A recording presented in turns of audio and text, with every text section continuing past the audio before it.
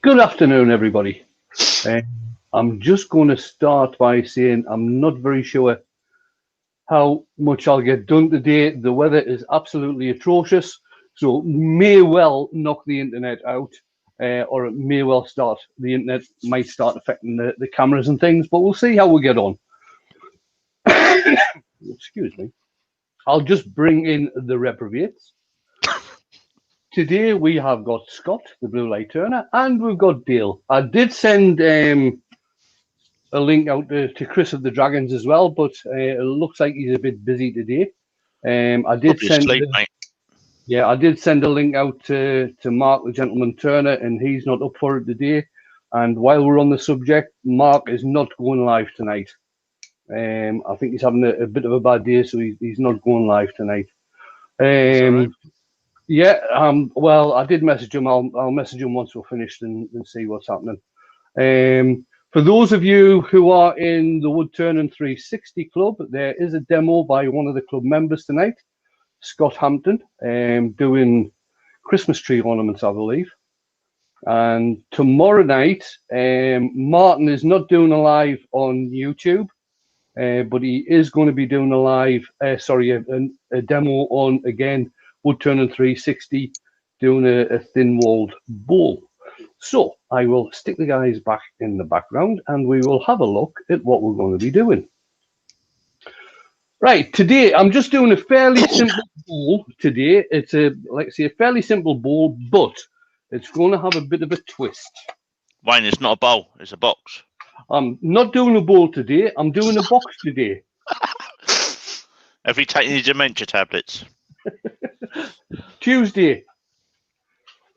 Yeah, that'll do. Yeah, I'm doing a box. I'm doing a box out of a piece of wood. I've got no idea what this piece of wood is. It's a piece of hardwood. I believe it is probably either African or South American. It's been in my wood store that long that the words on the label have worn off, so I've got no idea. I don't recognise it by looking at the end grain either, but we'll see. We'll see. Right, I'll get it into round first.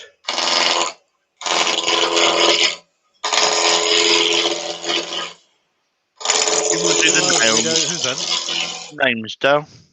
Sure. We have got Move Alligator.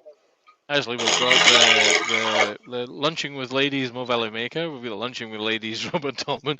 We've got the Lunching with Ladies Brian Bullcroft. We've got the Lunching with Ladies Terry TG Tunnel. We've got the Lunching with Ladies Pete from Trees. We've got the Lunching with Ladies Leroy 500. The Lunching with Ladies Andy Heath. The Lunching with Ladies. Oh, I've got Lunching with Ronnie. Lunching with Ladies Why You Said. The Lunching with Ladies Seth from Seth Brickhouse Crafts. We have the Lunching with Ladies Robert Hunch. I'm regretting starting this now. We've got the Lunching with Ladies Barry Woodcraft Creations. The Lunching with Ladies Ian Leonard. The Lunching with Ladies. Lunching with Ladies David Mellor. Lunching with Ladies Keith Wright. The Lunching with Ladies Colin from Tommy's Woodshop. Get Colin. Yeah, I'm not yet. The Lunching with Ladies Wood Wizardry by Colin. And I think we're getting down to the bottom. No, we're not. The Lunching with Ladies Rub-a-Dub. Good Lord, there's so many of them in here. The Lunching with Ladies Paul Lockwood. The Lunching with Ladies Fred Gilver. The Lunching with Ladies Joe Senior. The Lunching with Ladies Ian from IDR. The Lunching with Ladies Stephen Young. The Lunching with Ladies Duncan the Demon Barber. The Lunching with Ladies Alec Lambie. The Lunching with Ladies I've lost my thread. The Lunching with Ladies Blue Light Turner. You're just messing with me now. The Lunching with Ladies Karen Dolman. Hello, hope lunch is good to you guys. Dear Lord, note to self, that's a bad one. Yeah. Note to self, Dale, you've got to pick out the American ones and say breakfast. Breakfast, you're absolutely right. God damn it. You've got to You've struck him once. Yeah, you've got to pick out the Aussie ones and say supper.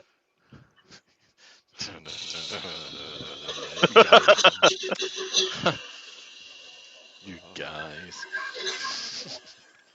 You're a loon. Oh, and the Lunching with Ladies Jennifer Stratton, if she's here.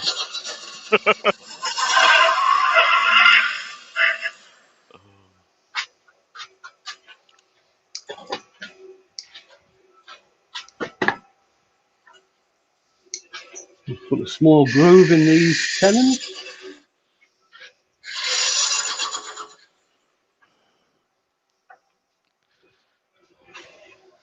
And we'll get that in the chuck. The Lunching with Ladies Duncan the Demon Barber's asking, what's Wayne making? He's not sure. Wayne is making the box.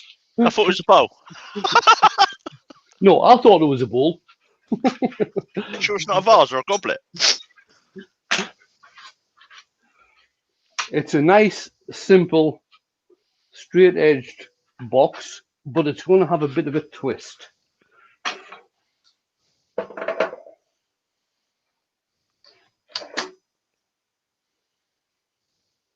Oh, you'll have to forgive me with the James Bond stuff, Dale.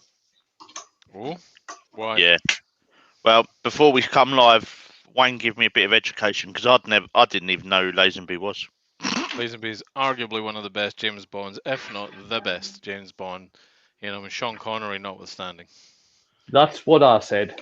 Yeah. So I'm going to go and have a look and see if I can find it because I'm not feeling A1 today. So I'm going to veg on the sofa with the laptop. Good one to do. Good one to watch. Obviously, has Telly Savalas as Blofeld as the baddie. And the absolutely incredible Diana Rigg. See, I only remember because I'm slightly younger in years than you two. I remember more, and then it was like Pierce Brosnan. I remember, and then Daniel Craig. I think my education in the early Bonds is entirely down to once upon a time there was only 3, then 4 TV channels. I'm not trying to be funny. It means that, you know, STV would run the channels, or what would be ITV down here would run the movies, and you kind of, that was it. If you know what I mean, you were exposed to this stuff. So the Lunching with Ladies, Paul Smith is in.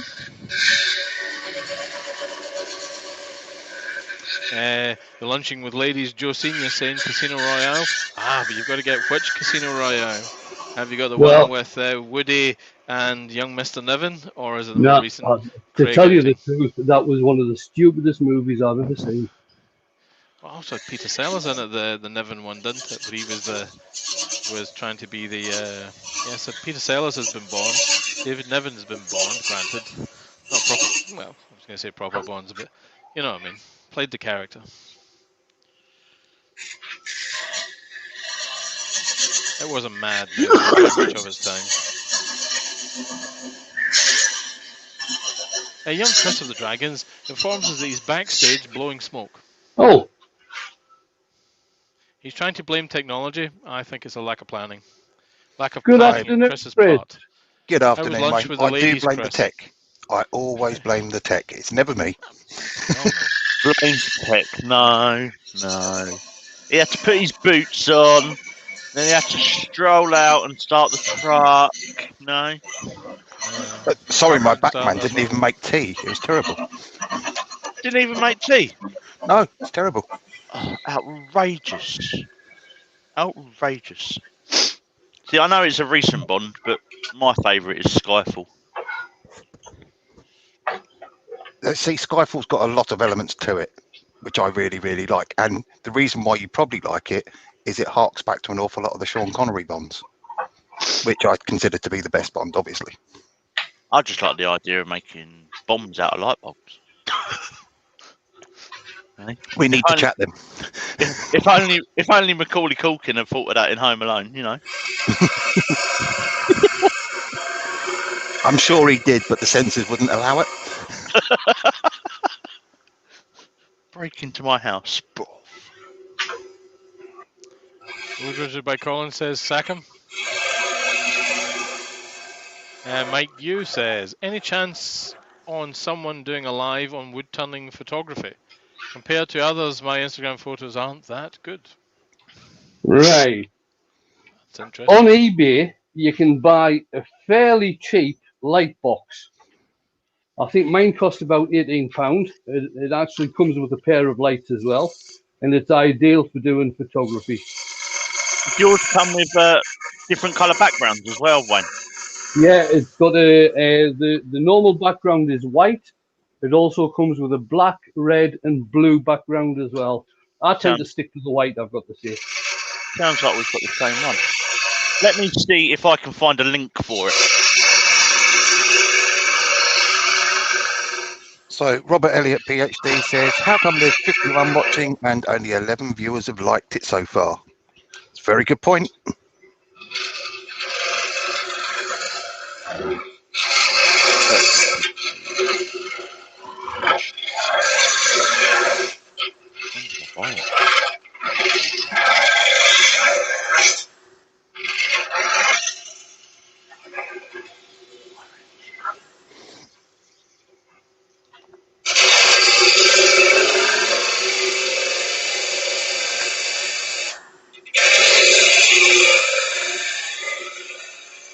Cool, I bought some random.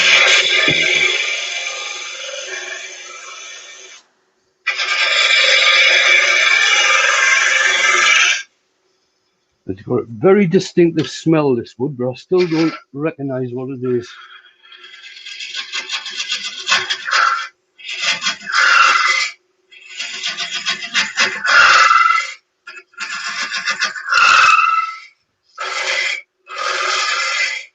Well, when JP joins the chat, it'll be a practice too.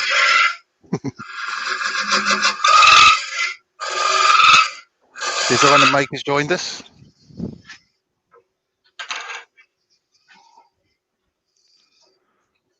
So what literacy are you reading today, Chris?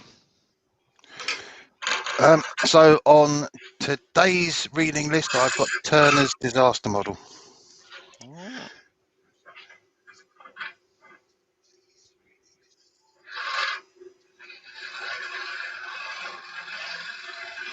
And I'm going to be taking it slowly because I'm pretty sure my head will stop functioning at some point. That's the thing, you can only take so much time, can't you?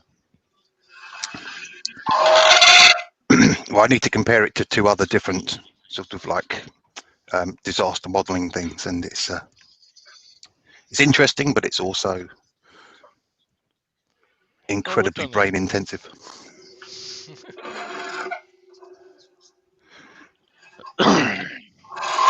Well, somebody called Emma Mum Dragons TT, never heard of her, has joined us. No, she's only subscribed to my channel the other day. Yeah, tell me about it. Tell me about it. There was an argument like you wouldn't believe. Apparently, we're not supposed to tell you that she's skiving and watching. Well, as long as there's tea, I'm not really fussed. The Lunching with Ladies, Trinage Dubois is in. The Lunching with Ladies, Doug Miller's in. Hey, Doug.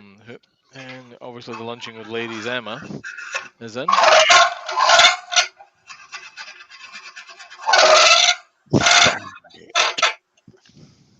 Once I get this down to depth, I'll start using my box scraper on this.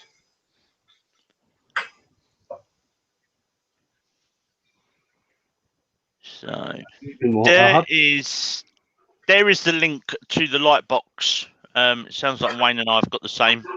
It's gone up slightly in price. It's only 23 quid, but it comes with the light box, with the 2 spotlights, stand. Really good bit of kit.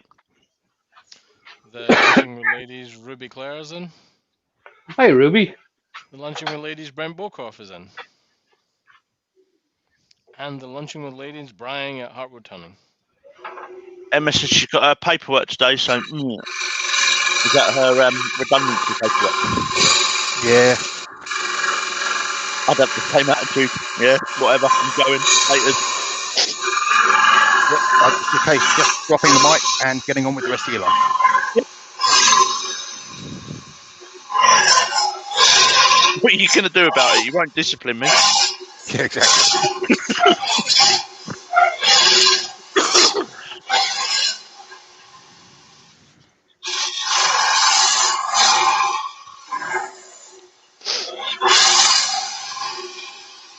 I got put on garden leave when I left the security company. Really? Yeah. Only because I'd put my notice in. 'Cause I was the night ops manager, and then there was like the overall ops manager. Right. Me and him had a falling out. So I went in to do my night duty, and he started on me straight away. Not realising the managing director was behind me, I said, Mick, I went, pick a window. He went, what do you mean? I went, because you're effing leaving. I got pulled into the managing director's office and went, I think we're going to put you on garden leave.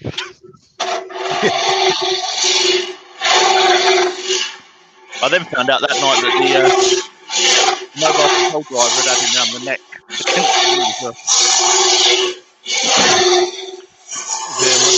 So he was a likeable individual. The lunching ladies, Henry Morgan was in. And sorry, Chris, I missed that. He was a likeable chap.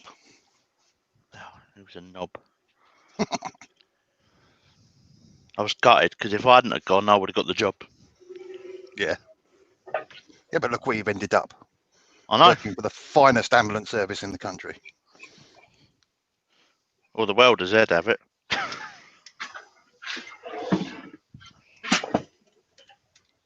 Yeah, no, things happen for a reason. Do you know what? I'm glad it happened. I never in a million years did I think I'd be working in the ambulance service. Just going to change the cut a bit on this.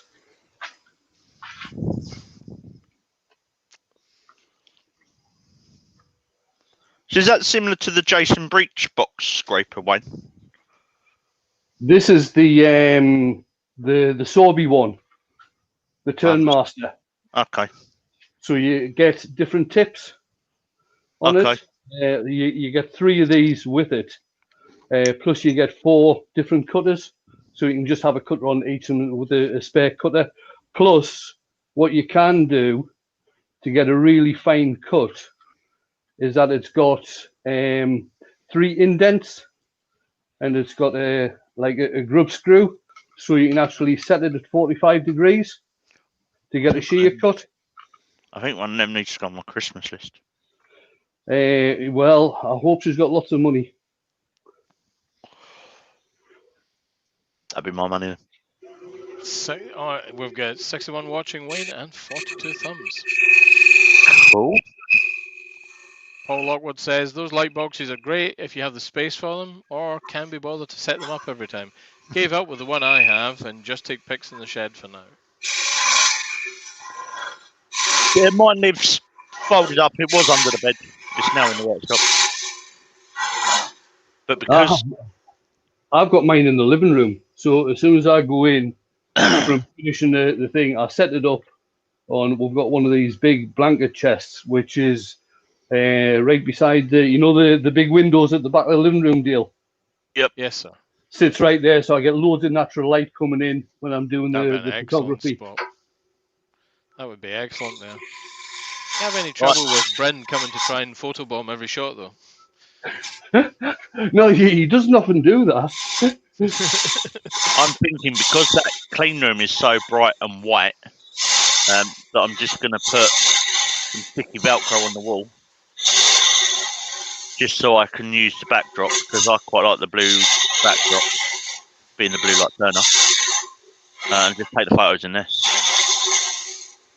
Remember that when you're taking a photo, one of the best things to do is to choose the direction of shadow, because you can either make it enhance or make it enhance picture, and if you get shadows we don't want them, make a little troublesome. So the most internal reflection you can get is best. I mean, that room should be nice and bright, okay, but you might want to think about the fact that your lights are above you rather than coming in a diffuse sort of away from the little box.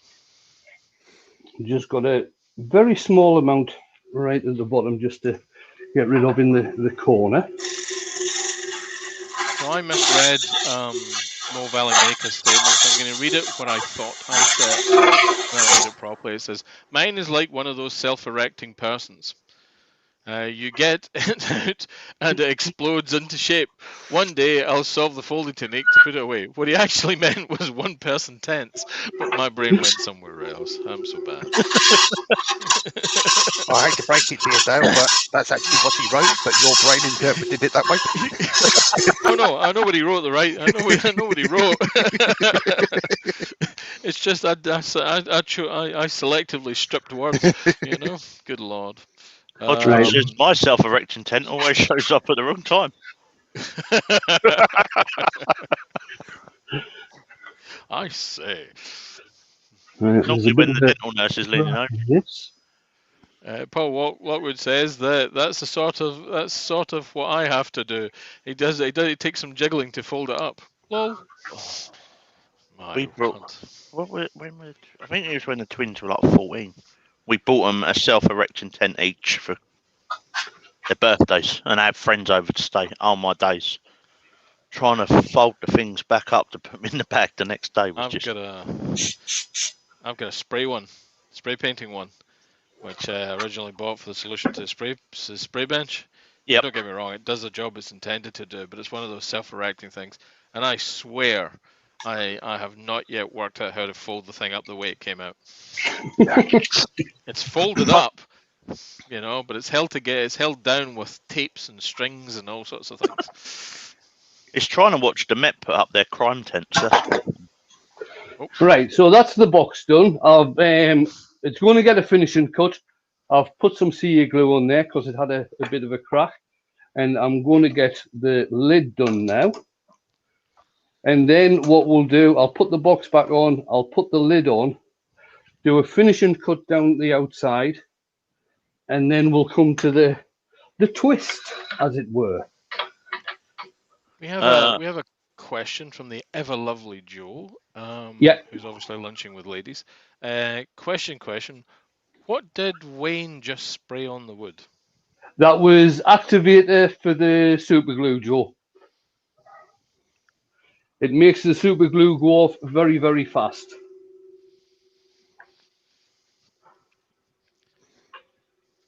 And it should also be noted that if you're using the activator, make sure you don't have super glue on your hands because it gets very hot as well.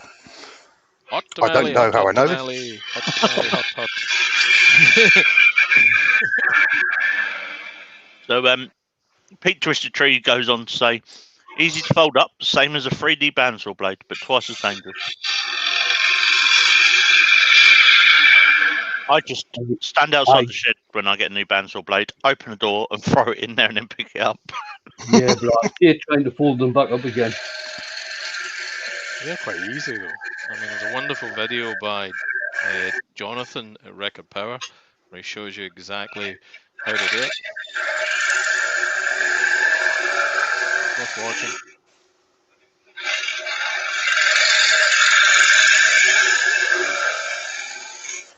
I'm just putting a bit of a dome shape in here. Yes, Dale? No, go on, sir. I'm just putting a bit of a dome shape just to get rid of some of the weight out of the lid.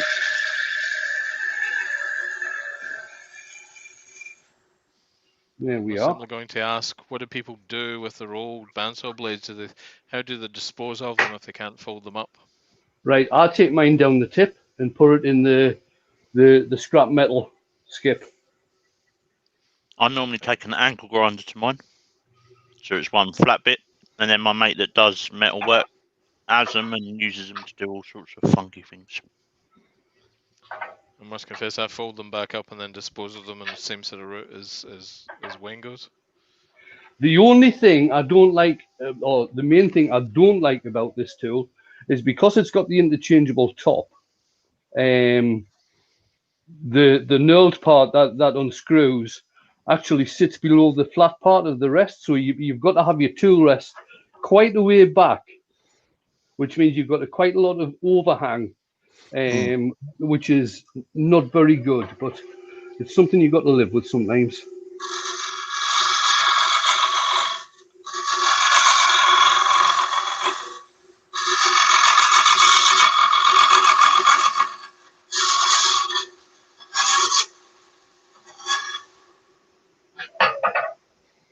And here comes the good bit.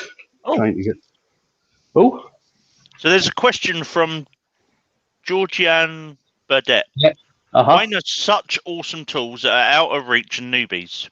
Would he mind showing the alternative tool he might have used before he acquired his wonderful new toys? Right.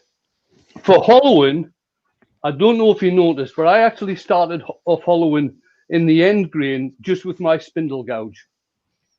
Okay. For getting deeper down hollowing, I tend to use either a fairly cheap carbide tool. I don't have expensive carbide tools. I've got cheap carbide tools. You can use just an ordinary, I haven't got one to hand, where are they?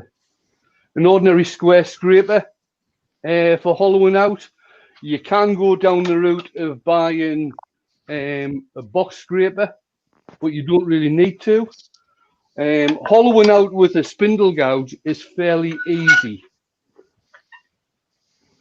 What you do is start at the center, and you're actually doing a back cut, if you like. So you're starting in at the center, and then you're pulling it towards the side. And to make a dome shape, you just carry on around like in a semicircle. And that's how you use the spindle gouge to hollow it out. If it's a fairly deep hollowing you're doing, you can move on to use a bull gouge in the same sort of way. With the bull gouge,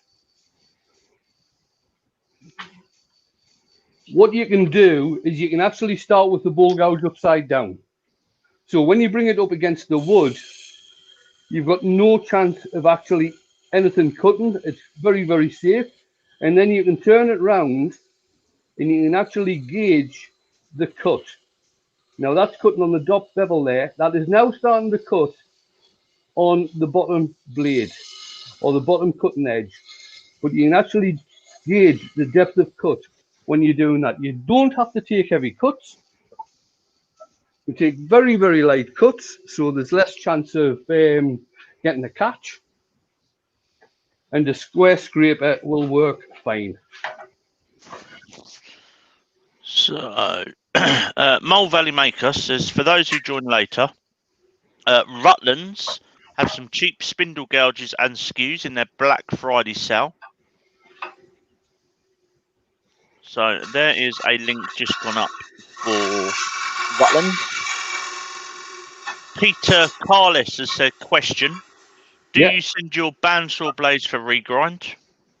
No, the bandsaw blade I've got on at the moment is what size is it? I'm using it for ripping at the moment. It's a 3/4 blade with 3 teeth per inch, so it's pretty rough cut. But I will be able to sharpen that using a small grindstone, probably in my Dremel. The new one I've got for actually doing blanks is I think it's a 5/8. Is it a 5/8? No, it's a 1/2 inch. It's a 1/2 inch, and that's 3 teeth per inch as well. So there's plenty of room in there for me to actually sharpen the blades when I get round to it or when it's needed.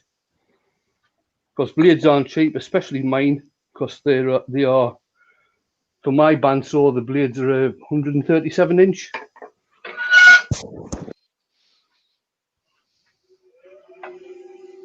It's a fair old size of blade.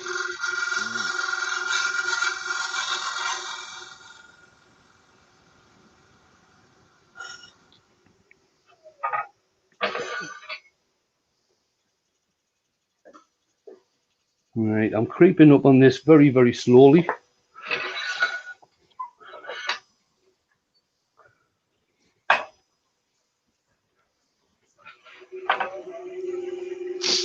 I'd just cheat. I'd just buy a new one.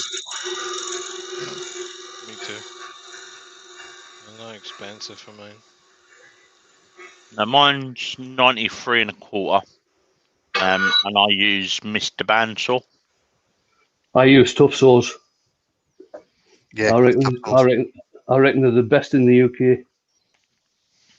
See, I had a tough saw blade after you said trying it, and I didn't think it was as good as the Mr. Bandsaw blade. Oh, here's an interesting one. So Ruby Claire, pardon me if I've said that wrong. I cut old bandsaw blades into 1 foot lengths.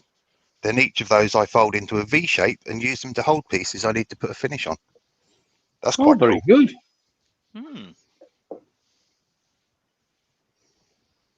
Right, that's just about on there. This is where, when you're going to do a final cut, you end up with a French fit.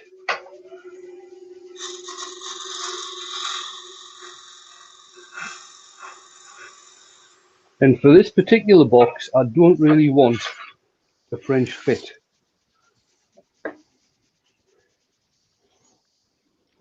Tournage de Bois is off. Bye.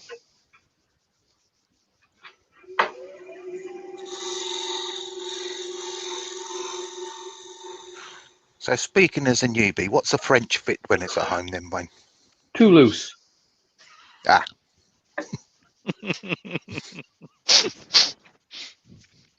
I thought there was some wickedly technical thing. Okay. The res, it's too loose.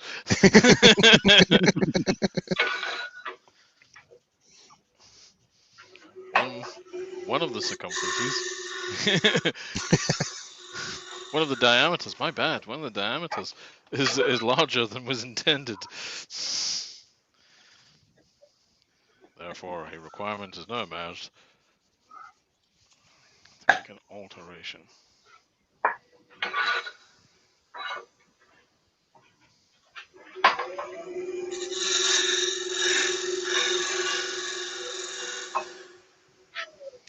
Benjamin has joined us. Hey, Ben.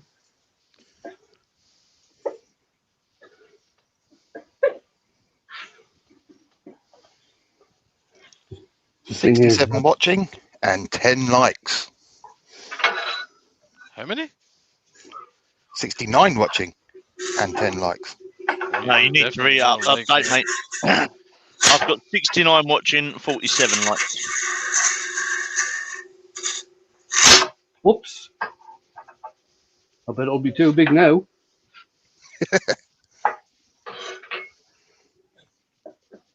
No, it's fine. It's fine. It's weird. The picture in StreamYard is much better than it is on YouTube. Make sure your settings on YouTube are set to the right bandwidth or the right size that you're trying to get. Don't know how you do that.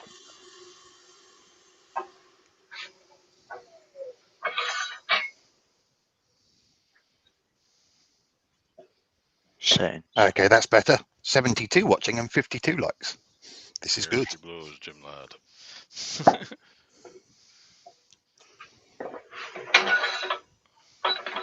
Just going to take a wee bit more out of here with my spindle gouge.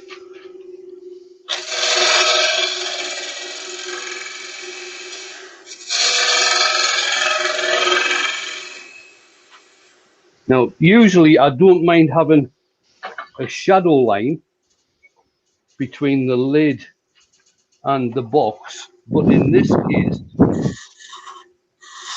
I want them to both come together. So it helps with the effect that I'm going to be doing in a minute. That's better.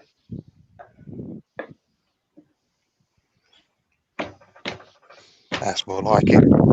Right, it's got a wee bit of a shadow line there, but that's okay. Right, what I'll do, I'll turn these around and then we'll come on to the, it's a simple box, but with a twist. Okay, question from Pete Twisted Trees. Yeah. With the extension bed on my lathe, I have centre over bed of 43.5 centimetres. Should I work this blank to 86 or 87 centimetres? I'm sorry, hang on. With the extension bed on my lathe, I also was 40, should I? 86, 87. I'd go for 86, Pete, just to be on the safe side.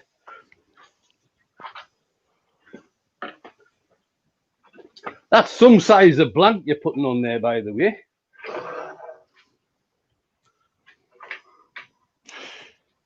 Is that length or diameter? That's diameter. What he's got, I've got the extension bed on mine. Pete's got the same lathe as me. I've got the extension bed on mine, but I've just got it to extend the bedways. Yeah. At the end, when it's in the short version, you've got you can bolt the extension further down the leg, so you can get a larger diameter bowl. Okay. But I don't need to do that because I've got the VB.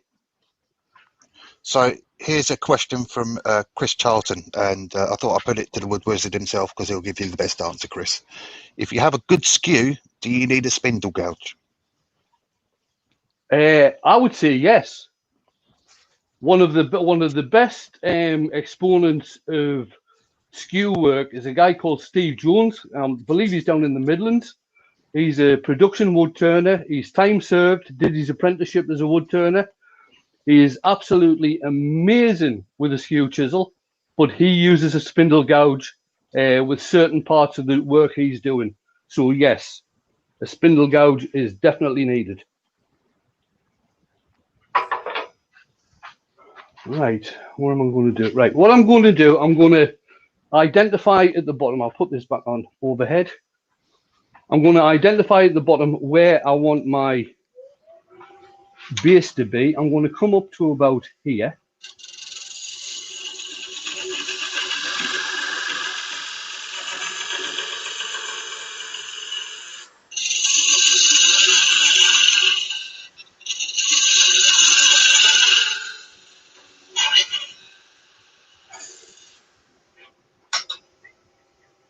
I'll take the top and everything, the tenon off the top and everything in a minute. I'm just wanting to get this all the same diameter and take off that excess glue that's on there. That's done that. I've got a bit of chatter down here. I'll just go back down with my spindle gouge.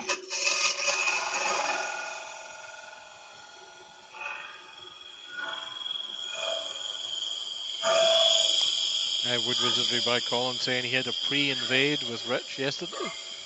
I hope he remembered the lube this time, young Colin.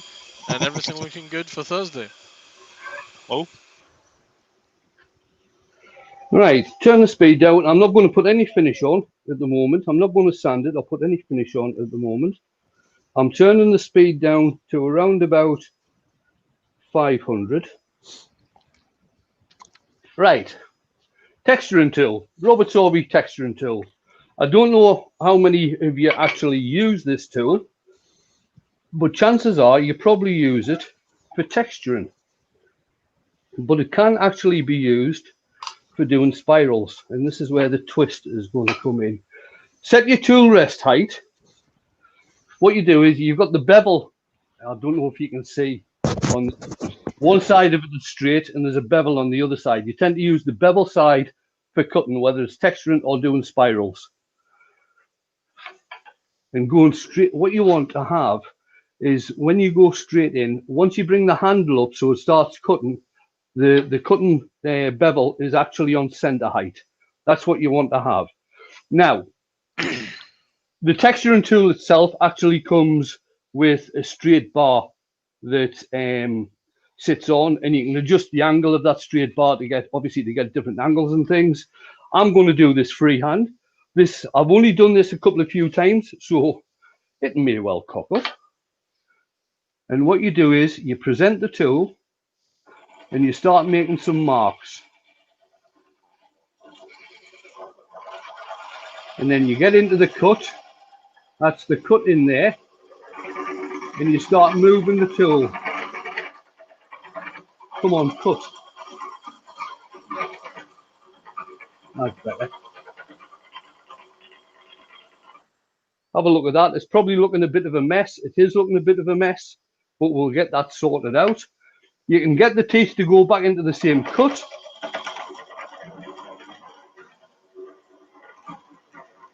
And you just start slowly moving the tool along the piece.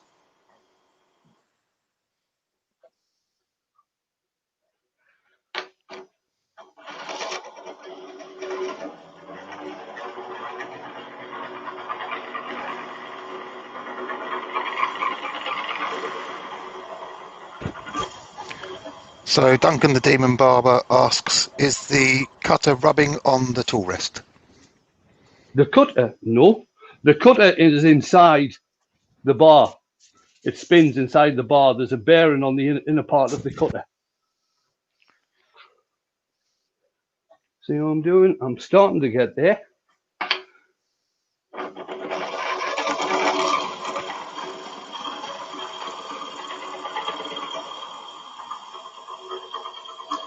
Mobile Maker goes on to say, also with a cheap spindle gouge, you can make a really good beading tool.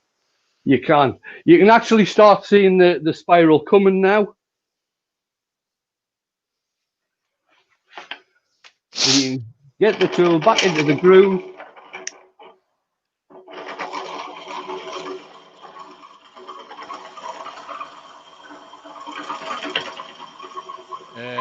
Dr. Bob says, so is Robbo Robertson from Australia, is he an active production turner? He swears by his SKU. He does a weekly from his shop. P.S. He has a 40-foot lathe.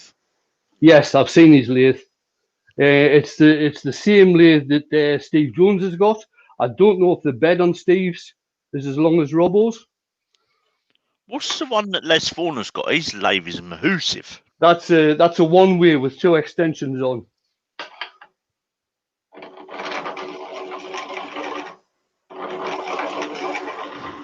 Ruby goes on to say, that's a good idea for spindle gouges, thanks. Yeah, I'll have to see if I can find that video. Duncan says, is the cutter rubbing on? Oh, we've already had that. And then it goes, oh, it's just the angle. All right, it's just the angle I was looking at it. Cool.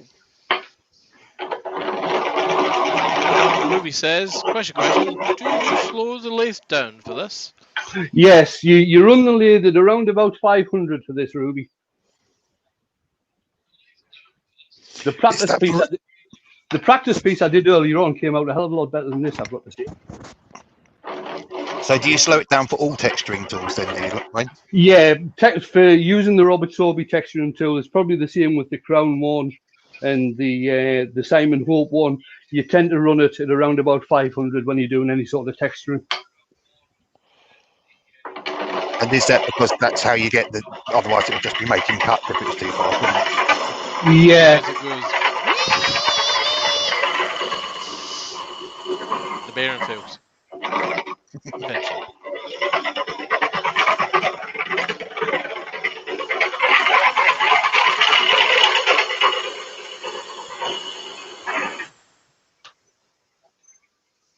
It's getting there. I'll show you the practice piece because this is not turning out as good as I hoped. So Hodgepodge is asking, what angle are you presenting the tool at? Good question. Very well presented. Deserves a good answer. I don't know, what's that, about 30 degrees maybe?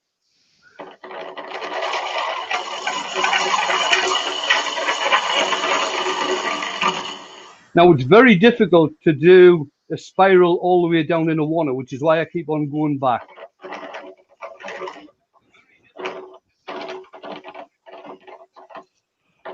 And I keep on missing the groove for some reason.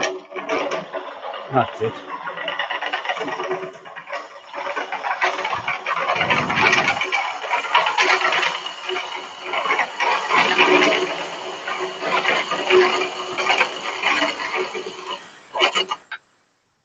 So Duncan the Demon Barber asks if we can have an end view to show the tool presented to the wood. I don't know if that one will work.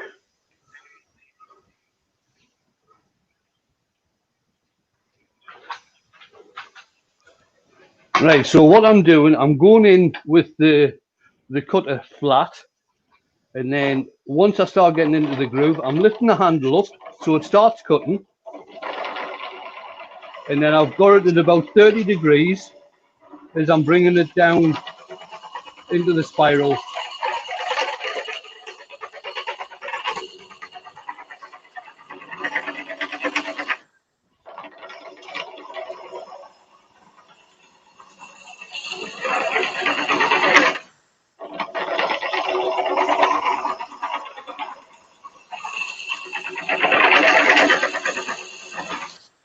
Robert from Hodgepodge just saying, Dreadnought Wood Turning has a good video on using these spiral cutting tools.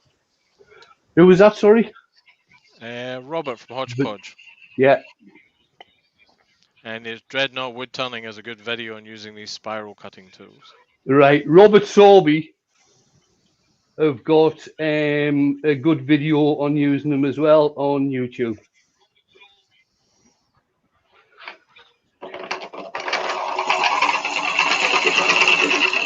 Hey, quick question.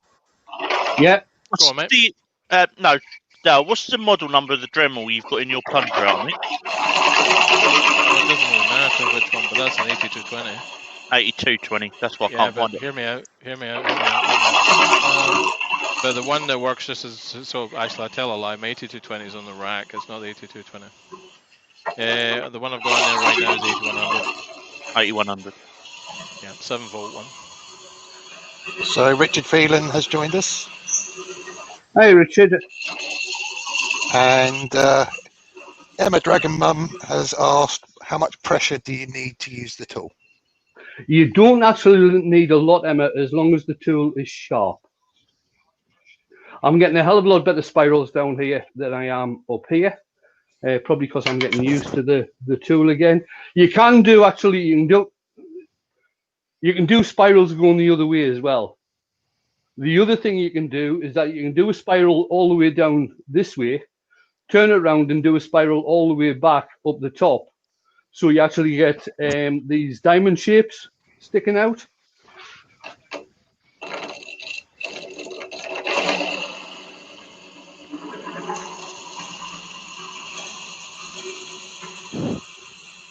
Di Prout has joined us. He's listening to you in the background while he's kicking out some bowls by the look of that.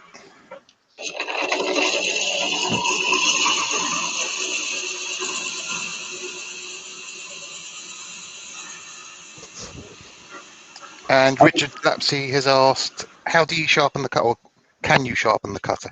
Yes, you can sharpen the cutter. What you need is, where am I? That one? Yeah, that one. What you need is a diamond file.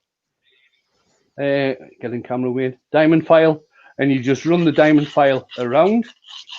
You can actually take the cutter out, put a bolt through, fasten it into the bolt, mount it into a Jacob's chuck in the drill, so this actually spins around, and just hold the diamond file against it. Or you can hold it up against a piece of wood, just so it starts spinning, and then hold the diamond file. But a diamond file, it's high-speed steel. The cutters are made of high-speed steel, so the diamond file, it takes no time at all. And what you're doing is trying to sharpen right at the edge where the points are.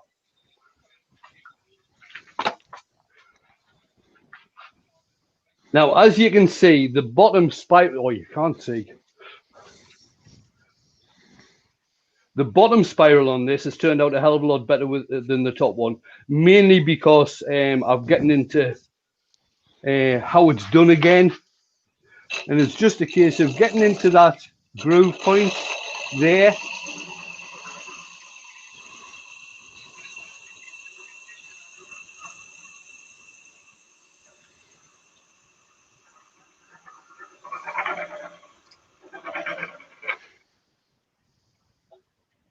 There we are. Bottom doesn't look too bad. The top looks absolutely bloody awful, but I'll live with that.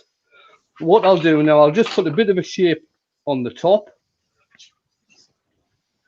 Put the tool rest down a bit. Put a bit of a shape on the top, and we will maybe put some texture on the top as well. Not spirals. Oh, sorry, Wayne. Could you do that with a decorating elf, Wayne? Oh, we've lost Wayne. We're going to come to first Maya. in. Me. While we're waiting for normal service, Real Simple Things is in. Bonjour, Jean-Claude Bravo. Barry.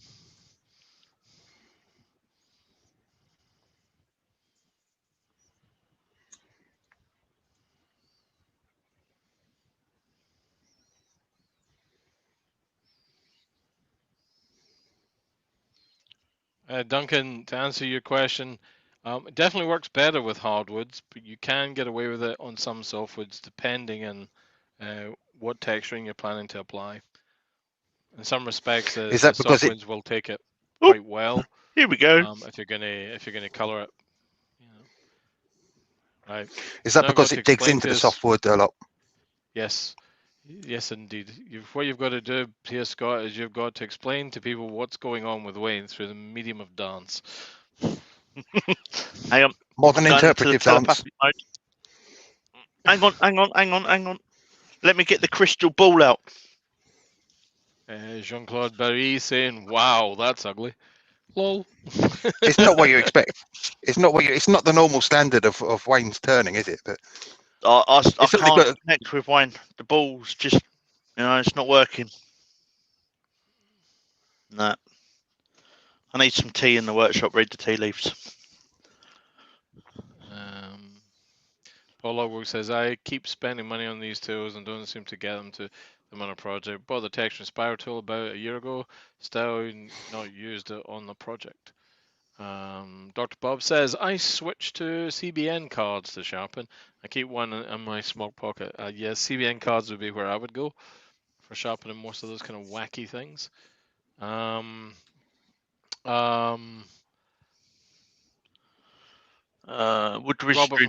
Robert's question for you, or reference to you, Scott. I think you need to adjust your camera to your left. You can't see my sticker. Terry from TG Turning says, "Too busy watching videos, Paul." There you go. Wood Wizardry by Colin goes on to say, "Question: the mica powder I ordered, the mica powder has just turned up. I am planning on doing a shallow groove around the bowl. Will super glue be okay for that?"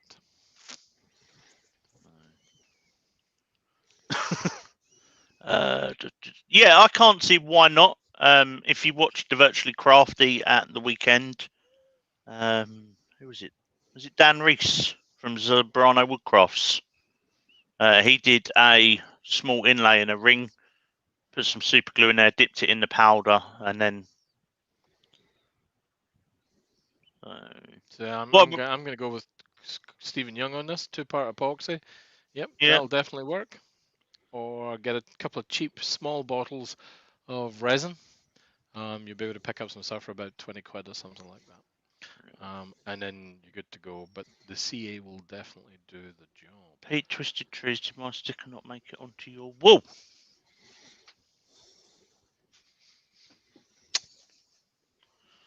Pete Twisted Trees.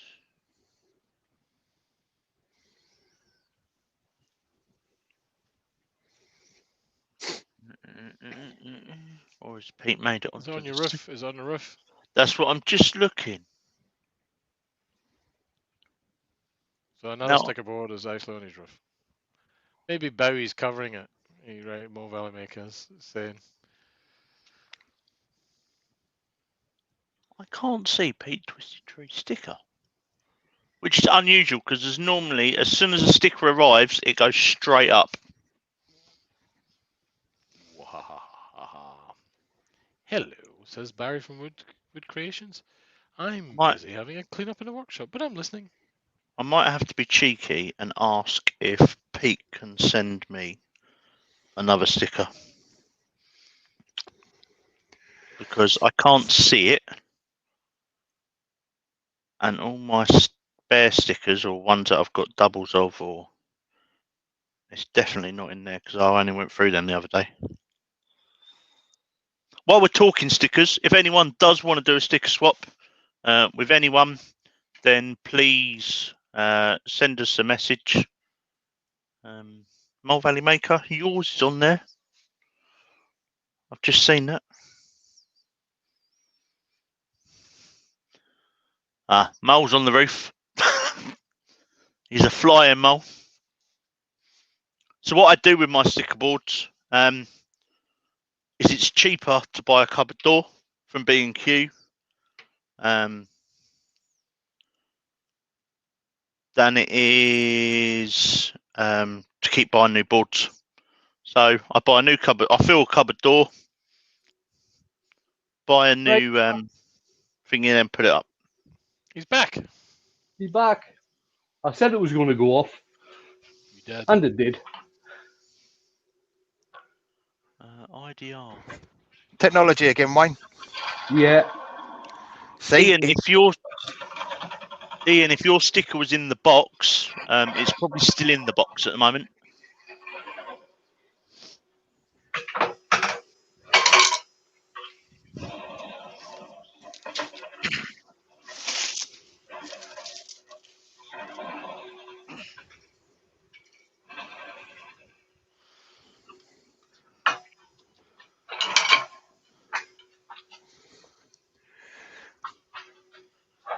Paul Lockwood, the sticker swaps still go on. I think I've still got about 200 in my drawer at work. Yes, definitely, Paul. I've been sending a lot abroad just lately, but as I said, if anyone wants to do a sticker swap, message people, and I'm sure if they've got stickers, they will do one. Right, what I'll do, I'll just highlight a couple of areas here where I'm going to do the texturing. Nearly finished, guys. Nearly finished.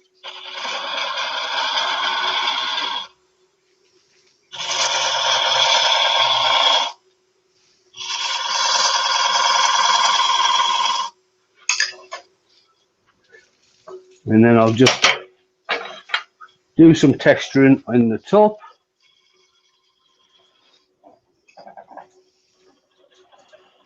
Duncan's asking where people get their stickers produced. If you go on the Makers International podcast website, they've got a link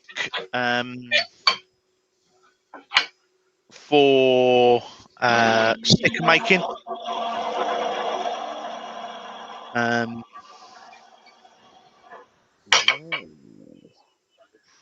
There we go. I'll just part this off now. I'm not going to put any finish or anything on. It's just, again, a practice piece just to show you how to do things. I'm going to speed up a bit. So I must confess, I've only just opened Ian's box. There is some really nice resin bits in here, which are going to make it to a live. I like them. I use a company on eBay for my stickers. You buy a sheet of the sticky stuff, you tell them what size you want, and then depending on how many stickers you get on that, depends on what you get. My stickers are 3 inches square, and I think for 10 quid you get about 70 stickers. There's a box out the way. Right, I'll come back to the main camera so you can see JP's what joined us. Right, so that's the top. Evening, JP. Oh, afternoon, I should say. That's the top. Just with a couple of different types of texture going on there. Used exactly the same cutter as what I used for doing the spiral. Wow. Cool. I like that. Now, as you can see, I made a bit of a mess of the top. I'm not happy with the top at all on this, but the actual box itself looks grand. This is the practice piece that I did earlier on. I think that was my third go at practicing. Had to turn it down a few times. Now, as to the top, there you go. That's the sound you want to hear, if you heard that. A nice pop, and you can get the spirals lined up again, I think.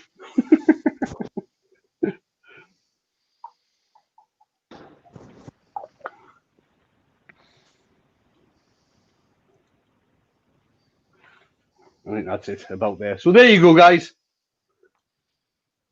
Cool. Right, let's just... So a nice, fairly simple shaped box, but like I said, with a bit of a twist. Well, that's a texturing tool on my Christmas list. Yeah. There's the link, Colin, for where I get my stickers.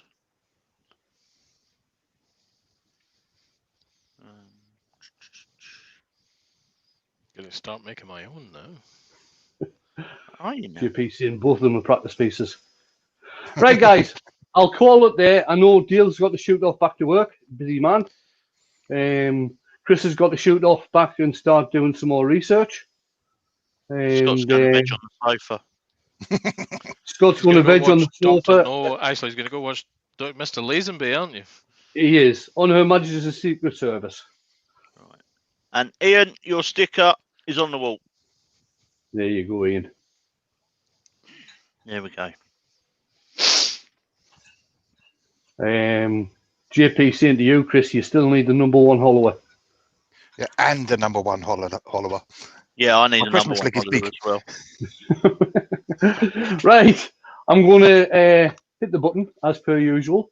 Like I said earlier on, Mark, the gentleman Woodturner, will not be doing a live tonight. I messaged him earlier on, and he's not going to be doing a live tonight. Tomorrow lunchtime, is Keith on tomorrow lunchtime? He is. Yeah, so it'll be circulated by Keith tomorrow lunchtime. The Beard times 16 will be on tomorrow evening. Wednesday, I don't think anybody does a lunchtime at Wednesday now.